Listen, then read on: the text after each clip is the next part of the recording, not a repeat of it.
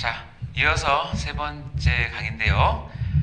자, 금방 말씀드린 것처럼 이 견인의 은혜를 받기 위해서 신자의 인내가 반드시 필요한데, 신자의 인내의 어떤 샘플을 하나님께서 제시를 하시는데, 첫 번째는 뭐냐면 선지자들과 욥을 통해서 신자는 이 정도의 인내를 해야 된다라고 우리에게 제시를 하세요. 그러니까 하나님의 견인의 은혜를 받기 위해서. 자, 신자들과 보니까 야고보서 5장 10절과 11절 말씀 읽어볼까요? 시작. 형제들아, 주의 이름으로 말한 선지자들을 고난과 오래 참음의 본으로 삼으라.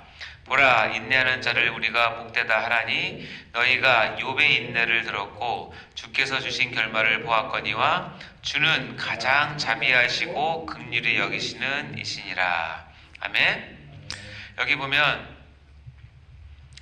고난, 오래 참음, 다음에 인내의 샘플로 하나는 선지자들을, 그리고 하나는 욥을 제시를 하세요. 여러분, 선지자들이 어떤 인내를 했을까요, 여러분? 선지자가 뭐예요? 선지자는 하나님으로부터 보내심을 받아서 백성을 향해서 하나님의 말씀을 받아서 그것을 전달하고 대언하는 것이 그 직임이 선지자예요. 그래서 선지자는 이 이스라엘 백성이 언약 백성으로, 즉 하나님과 결혼한 그런 관계에 있는 백성들이 하나님 말씀을 잘 듣고 순종 잘하고 예배 잘 드리고 공의와 사랑을 실천할 때는 선지자들을 보낼 이유가 없어요.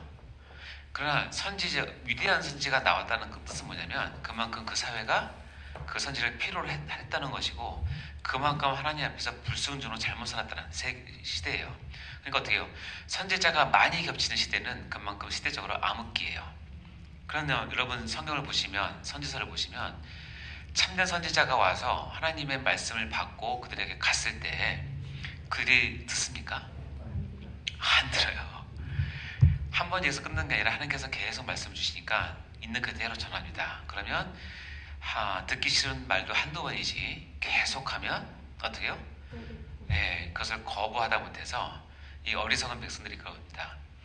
보내신 하나님을 생각하는 것이 아니라 저 선지자 입만 다물면 내가 안 듣겠다고 생각하는 거예요. 그러니까 어떻게 해요? 선지자 입을 다물게 하죠.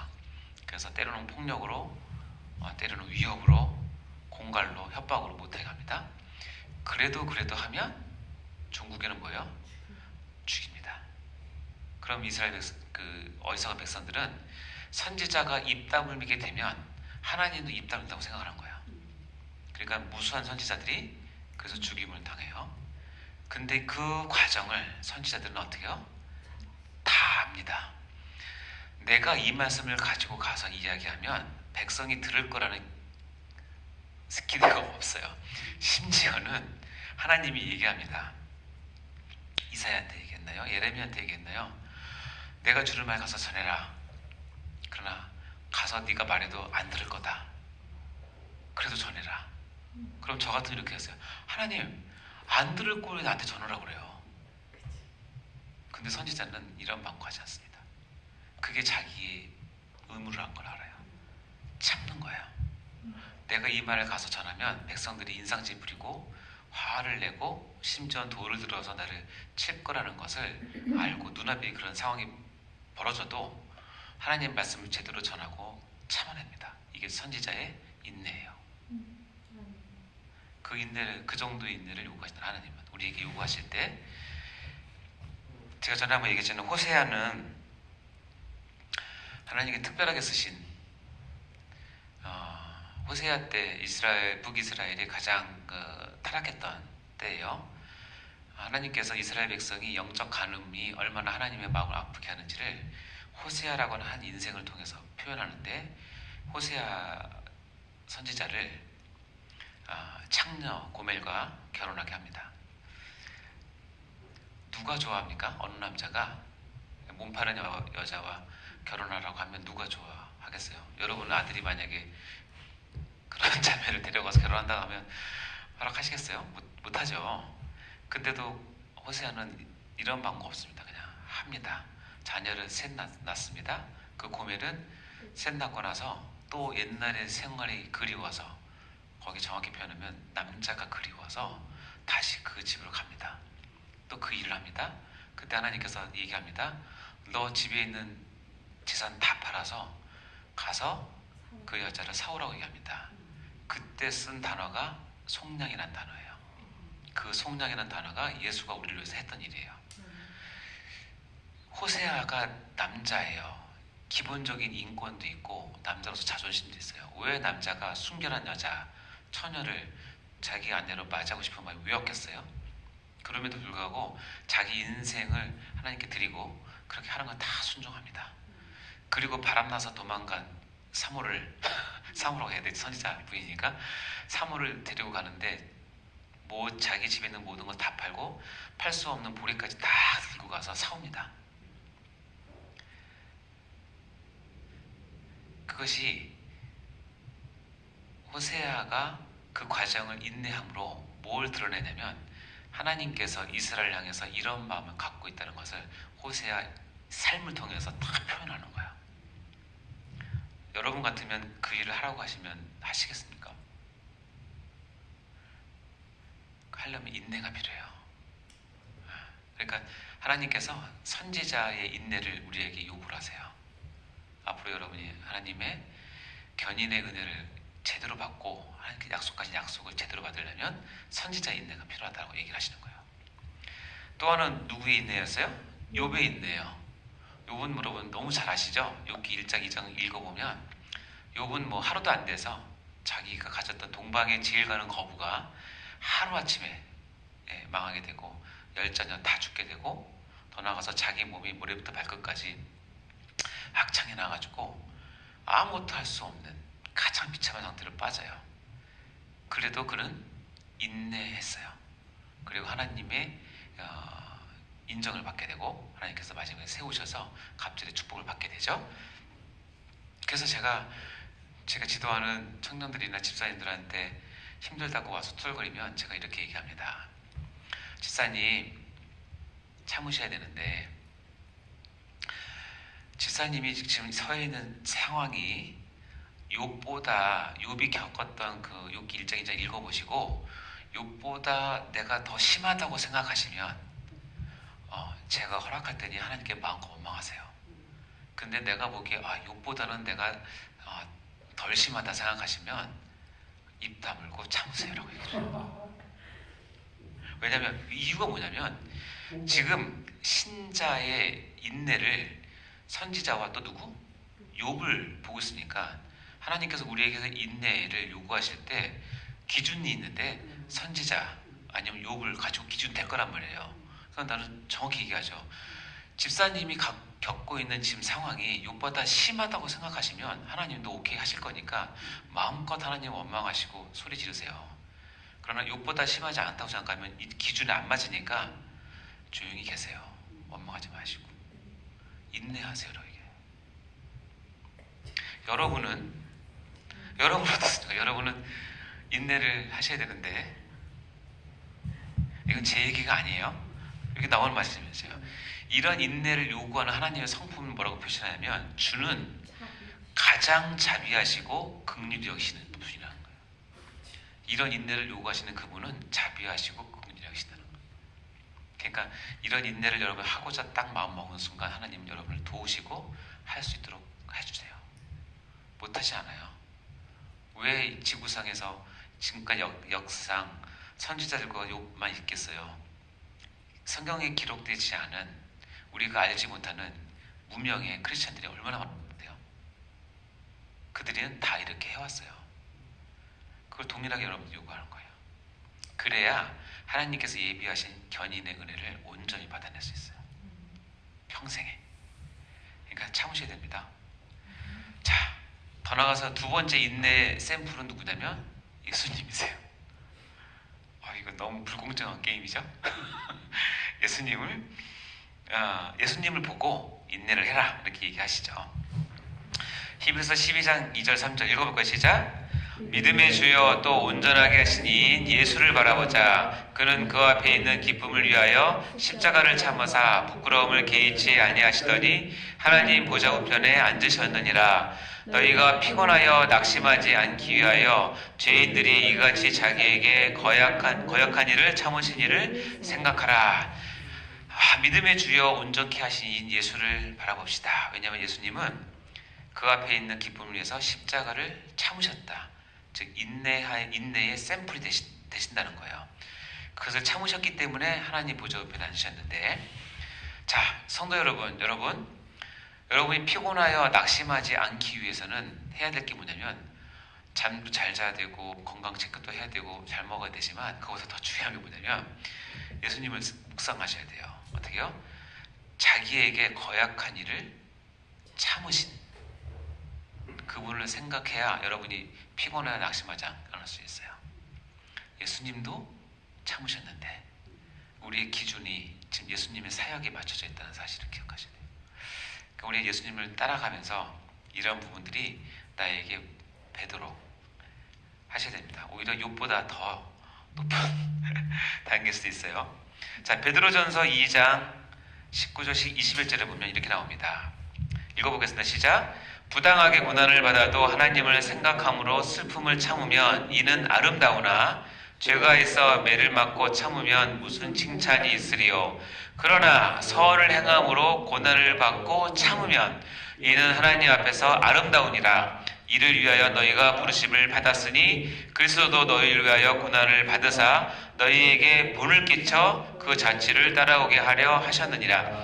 더 나가서 뭐라고 얘기하냐면, 여러분이 선을 행하면서 고난을 받고 참으면 아름답다. 그리고 이거를 시키려고 너희를 불렀다. 너희를 구원시켰다는 거예요. 선을 행하다가 고난받고 참는 모습은 하나님 앞에서 그렇게 아름답다는 거예요. 그러니까 여러분, 복음을 위해서, 여러분이 맡은 사역자를 위해서, 또 여러분이 맡은 자녀들을 위해서, 우리 성도들과 학생들을 위해서, 그들에게 하나님의 선을 행하기 위해서 여러분이 고난을 받을 수 있어요. 받을 때 절대로 불평이나 원망이나 입 나오지 마시고 좌절하지 마시고 난 이것밖에 안 돼 그렇게 하지 마시고 참으세요. 그리고 그 자체를 하나님께서는 아름답다라고 얘기하세요. 잘 마음에 안 오시면 영어로 할까요? 뷰티풀하다라고. 하나님 보시기에 너무너무 예뻐 보이는 거예요. 하나님의 나라와 하나님의 복음과 그리고 하나님 백성을, 교회를 위해서 고난받고 참는 모습이 하나님께서 너무 보고 싶어하는 모습이에요. 그리고 하나님께서 속마음을 얘기합니다. 내가 이 모습 보려고 너를 구원했어라는 뜻이에요. 구원받은 사람은 이런 모습이 항상 있어요. 선을 위해서 고난받고 참는 모습을 늘 갖고 계셔야 돼요. 하나님 보시면서 하나님의 눈에 하트 뿅뿅뿅뿅 나옵니다. 너무 예쁘다 너. 너무 잘했다 너. 그러면서 그리스도도 너희를 위해서 고난을 받아 너희에게 본을 끼쳐. 뭐냐면 왜 그것이 그렇게 귀하냐면 예수님도 너희에게 요거를 가르쳐 주려고 먼저 선을 위해서 고난을 받고 참은 것을 했다는 거예요. 그러니 너희도 그 자체를 따라하기 위해서 했다는 겁니다. 그러니까 우리의 인내의 최정점은 실은 예수 그리스도예요. 네. 그리고 선지자와 욥도 물론 대단하고 위대하지만 예수 그리스도의 이 모습은 이것을 위해서 예수님께서 오셨고 이것을 위해서 나를 구원하셨고, 그러니까 여러분 하나님 나라와 선을 위해서, 복음을 위해서, 교회를 위해서 고난을 받을 때 참는 데까지 가시면 하나님께서 너무너무 좋아하시고 이뻐하시고 기억하십니다. 그때 여러분의 뭐가 이루어지냐면 금방 얘기한 것처럼 견인의 은혜가 온전하게 임합니다. 자, 그러면 이 신자들은 이제 샘플을 봤으니까 실제적으로 어떤 인내를 해야 되느냐, 6가지 인내가 있는데요. 첫 번째, 세속적 정욕을 끊는 인내가 필요하고, 훈련되고 무장되는 인내가 필요하고, 다른 사람을 세울 때 인내가 필요하고, 봉사일을 하는데 인내가 필요하고, 영적 전쟁을 승리하는 데 인내가 필요합니다. 그리고 영적 추수하는 데 인내가 필요하다고 되어 있습니다. 하나씩 잠깐 보겠습니다. 디모데전서 6장 보면 세속적인 정욕을 끊는데 인내가 반드시 필요하다라고 가르쳐줍니다. 읽어볼까요? 시작. 돈을 사랑함이 일만하게 뿌리가 되나니 이것을 탐내는 자들은 미혹을 받아 믿음에서 떠나 많은 근심으로써 자기를 찔렀도다. 오직 너 하나님의 사람아 이것들을 피하고 의와 경건과 믿음과 사랑과 인내와 온유를 따르며. 세속적인 정욕이 워낙 많지만 그냥 대표적인 하나만 했습니다. 뭐냐면 재물입니다. 돈을 사랑함. 돈을 사랑하지 않는 사람은 저는 없다고 봅니다. 네, 저는 없다고 봅니다. 왜냐면 돈은 대단합니다. 그렇기 때문에 돈을 우리가 선하게 잘 활용한 건 좋지만 조금만 마음이 붙잡지 않으면 누구나 다 돈을 사랑하는 쪽으로 마음이 기울게 되는 것이 인지상정입니다. 이거는 뭐 목사뿐만 아니라 장로뿐만 아니라 선교사뿐만 아니라 다 마찬가지입니다. 마음을 붙잡지 않으면 일만하게 뿌리가 되는 돈을 사랑하게 됩니다. 그리고 이것들을 피하는 데 있어서 여기 보면 경건과 믿음과 사랑과 다음 뭐가 필요하다? 인내가 필요하다고 얘기합니다. 네, 여러분 그렇게 하셔야 됩니다. 훈련되고 무전되는 인내인데요. 히브리서 12장 1절 읽어볼까요? 시작. 이러므로 우리에게 구름같이 둘러싼 허다한 증인들이 있으니 모든 무거운 것과 얽매이기 쉬운 죄를 벗어버리고 인내로써 우리 앞에 당한 경주를 하며. 여기 보면 구름같이 둘러싼 허다한 증인들이 있다라고 얘기합니다. 저는 때로는 우리의 믿음이 다수가 갖는 믿음은 아니라고 생각하고, 특별히 하나님께서 예정했을 때는 아마 소수라고 생각을 합니다. 어떻게 보면 극소수일 수도 있죠. 그러나 또 다른 측면에서 보면 여기 보면 모든 무거운 것과 얽매이기 쉬운 죄를 벗어버리고 인내로써 우리 앞에 당한 경주를 해왔던 사람이 허다한 증인들이 있대요. 그러니까 우리가 알지 못하는 증인들이 많이 있나 봐요. 여러분도 그 중에 하나가 되셨으면 좋겠습니다. 네. 그래서 인내로써 우리 앞에 당한 경주를 하며, 즉 훈련되고 우장되는데 인내가 반드시 필요하다는 거 기억하시기 바랍니다. 여기 보면 야고보서 1장 4절에 보면 인내를 온전히 이루라. 이는 너희로 온전하고 구비하여 조금도 부족함이 없게 하려 함이라. 인내가 왜 필요하냐면 우리가 온전함을 그리고 하나님의 사람으로 준비되는 것을 하기 위해서는 인내라고 하는 이 품성, 덕목은 반드시 필요합니다. 즉 인내를 통해서 우리가 온전하게 되고 인내를 통해서 영적인 사람으로 준비될 수 있기 때문에 그렇습니다. 그러니까 잘 참으셔야 됩니다. 다른 사람을 세우는데 인내가 많이 필요한 거 여러분 다 또 절감하실 겁니다. 히브리서 10장 36절 읽어볼까요? 시작. 너희에게 인내가 필요함은 너희가 하나님의 뜻을 행한 후에 약속하신 것을 받기 위함이라. 여러분 아이들 가르쳐보면 양육하다 보면 전도하다 보면 뜻대로 잘 안 되죠. 그때 되게 속상하지 않습니까? 특별히 내가 그래서 한 6개월 동안 공들여서 했는 한 영혼이 어느 날 훌쩍 그냥 교회를 떠나버리면 너무 낙심되고 내가 뭐 했나 죄송하기도 하지만 내 자신에 대해서 참 원망스럽기도 하고 그렇습니다. 그때 인내가 필요합니다. 이유는 뭐냐면 너희가 하나님의 뜻을 행한 후에 하나님의 선한 일을 행했는데 그 약속하신 것을 받기 위해서는 아까 읽었지만 오래 참음, 인내가 반드시 필요하다고 얘기하는 것입니다. 특별히 아까 얘기한 것처럼 다른 사람을 세우는 데까지는 때를 기다려주는 인내가 반드시 필요합니다. 다른 사람을 세우는데 인내가 필요하다는 거 기억하시고요. 봉사하는 일에 인내가 또 필요합니다. 자, 이건 데살로니가전서 1장 3절인데요. 읽어보겠습니다. 시작. 너희의 믿음의 역사와 사랑의 수고와 우리 주 예수 그리스도에 대한 소망의 인내를 우리 하나님 아버지 앞에서 끊임없이 기억함이니. 우리가 하나님의 일들, 특히 교회에서 사역을 할 때 필요한 세 가지는 믿음, 소망, 사랑입니다. 우리의 신앙의 기본이기도 하지만 실천적인 면에서 믿음, 소망, 사랑은 반드시 필요한데 믿음과 소망과 사랑의 별명이 있어요. 다시 얘기하면 믿음은 어떻게 표현이 되냐면 역사로 표현이 돼야지 그게 참 믿음이라는 뜻이에요. 사랑은 뭘로 표현돼야 돼요? 수고, 손과 발이 움직이는 수고로 표현돼야 그것이 참 사랑이라는 뜻이에요. 소망은 뭐예요? 뭘로 표현돼요?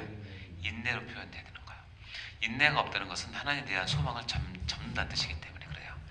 자, 그러면 보시면 우리가 하나님의 역사 일을 하는데 믿음, 소망, 사랑이 필요한데 이것을 뒤집어서 얘기하면 현실적으로는 우리 체험적으로는 역사와 수고와 인내가 필요한 거예요.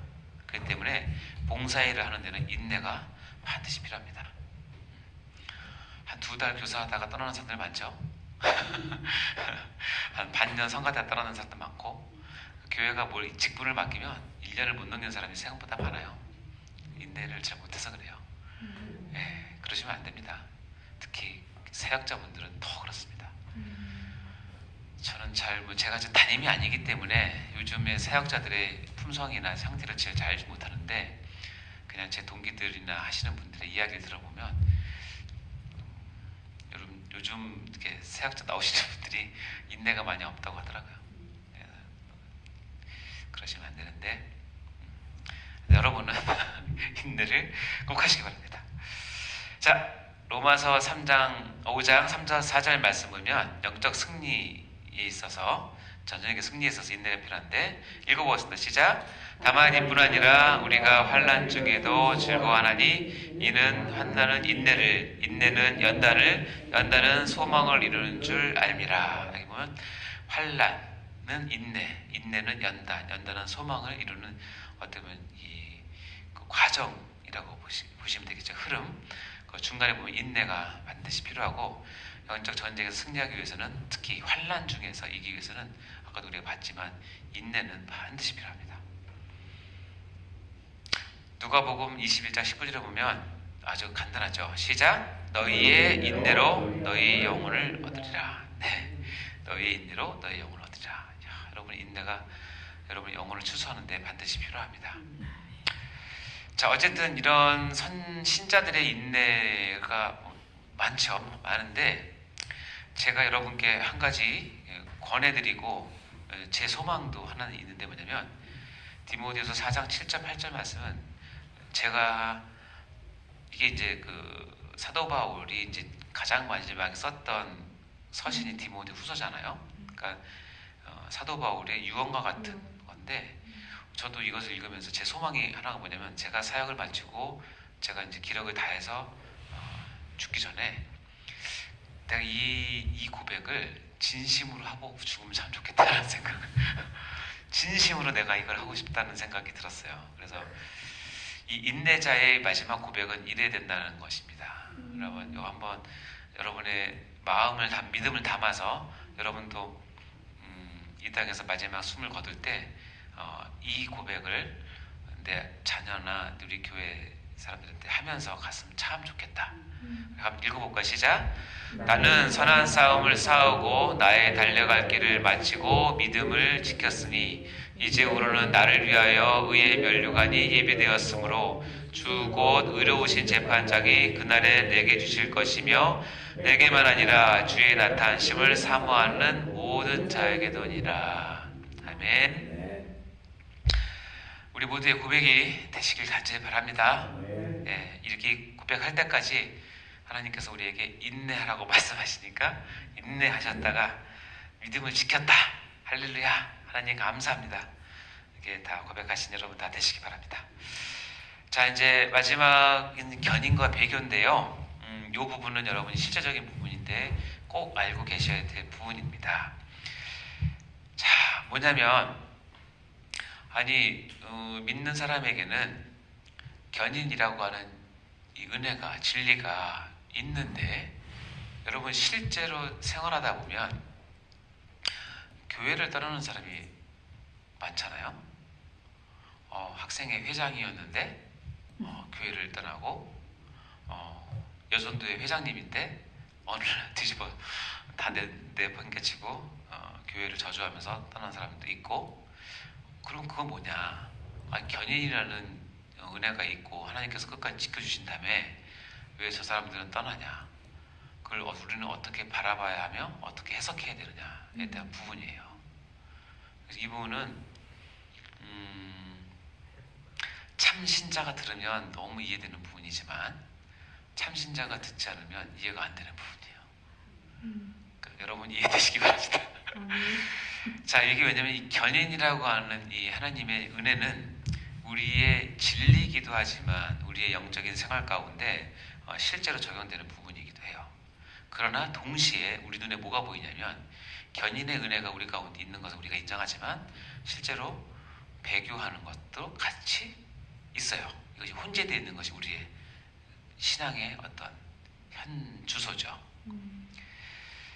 이 현실에서 이런 증거가 있어요. 이것을 저는 불편한 진실이라고 얘기하는데, 제가 이제 교회 생활을 하다 보니까 초등학교를 졸업하면서 중고등학교 올라갈 때 애들 중에 상당 부분 떨어져요. 그렇죠? 그리고 중고등부 때 떨어진 애들도 잘 해가지고 잘 세웠다가 대학 갈 때 또 우수 떨어져요. 대학교에서 잘 했는데 얘가 직장 갈 때쯤 믿음을 떠나요. 그래서 직장 갔다가 결혼할 때쯤 또 교회 다니는 사람 많아요. 그리고 결혼했다가 나중에 자녀를 낳고 나서 자녀 교육에 휩쓸리면서 교회를 던진 사람 많아요. 이게 현실이에요, 교회. 자녀 교육까지 잘했는데 사업을 하다 보면 거기에 푹 빠지거나 거기 잘 되거나 못 되거나 어쨌든 사업 때문에 교회 다니는 사람 많고요. 또 사업이 잘 되는데 어느 날 중직자를 써야 되는데 중직자 임직 받을 때 시험 들어서 교회 다니는 사람도 많아요. 그리고 중직자 잘 하다가도 사역을 감당하다가 시험 받아서 떠나는 사람도 있어요. 이게 우리 교회에서 느끼는 현실이에요. 이것이 불편한 진실이에요. 감추고 싶지만 감춰질 수 없어요. 그러면 이런 일련의 과정을 보면서 과연 하나님께서 성화를 우리에게 명하시고 동시에 견인이라고 하는 하나님의 놀라운 은혜를 주시는데 그건 어디 갔냐는 거예요. 도대체 어디에 우리가 이 현상을 이야기할 수 있느냐에 대한 부분을 이제 다음 강의에서 가도록 하겠습니다. 네, 기대해 주세요.